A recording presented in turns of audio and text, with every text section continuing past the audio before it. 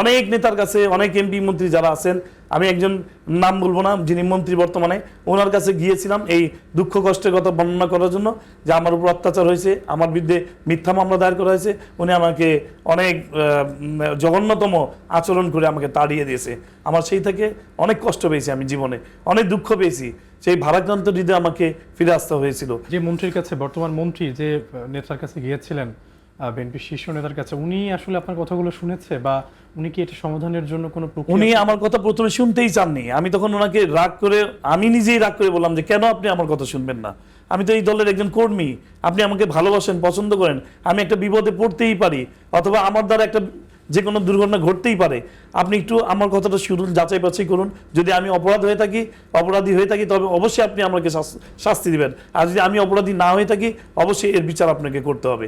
আমি আমার উপর যে মামলা হয়েছিল, এই মামলার জন্য ওনার কাছে গিয়েছিলাম, কিন্তু উনি আমাকে এমন তির্যক ভাষায় আমাকে সেখান থেকে তাড়িয়ে দিয়েছিলেন।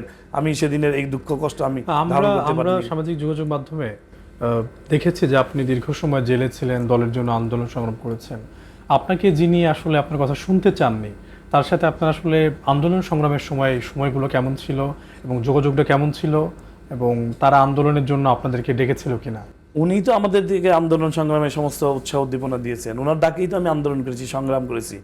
এবং উনি যে সেদিন এই দুর্ব্যবহার আমার সাথে করবে আমি নিজেও কল্পনা করতে পারিনি। একজন শ্রদ্ধাভাজন নেতা, যাকে অনুসরণ করে আমি রাজনীতি করতেছি, উনি আমাকে এইভাবে তাড়িয়ে দিবেন, আমি সেটা নিতে পারিনি। এছাড়া 5 তারিখের পর আমার উপর 2বার হামলা করা হলো, আমি কোনো বিচার পাইনি। এটা কারা ছিল, আপনি কি এটা ধরতে পেরেছেন বা বুঝতে পেরেছেন? যারা আমার উপরে হামলা করেছে বিএনপির একটি অংশ, যারা এখনো আমাকে এই দল থেকে বিতাড়নের করার জন্য যারা দায়ী, তারাই আমার উপরে হামলা করেছে। এবং আমি বিচার চেয়ে বিচার পাইনি। আমি মহানগরকে কথা জানিয়েছি, আমার উপরে যে হামলা হলো আপনি বিচার করেন, ওনারা কোনো বিচার করেননি।